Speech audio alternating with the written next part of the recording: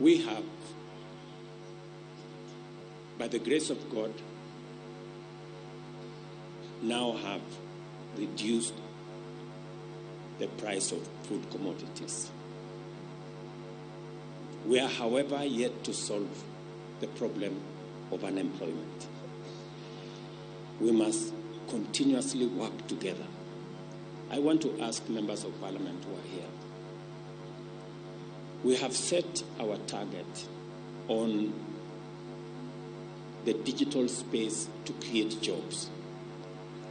I was in Ruto, in Simon Kingara's constituency, when we launched an ICT hub there that is hiring 5,000 Kenyans. I was very proud to see them at work. Every member of parliament seated here, and those who are not here, have an opportunity to replicate that in every constituency in Kenya.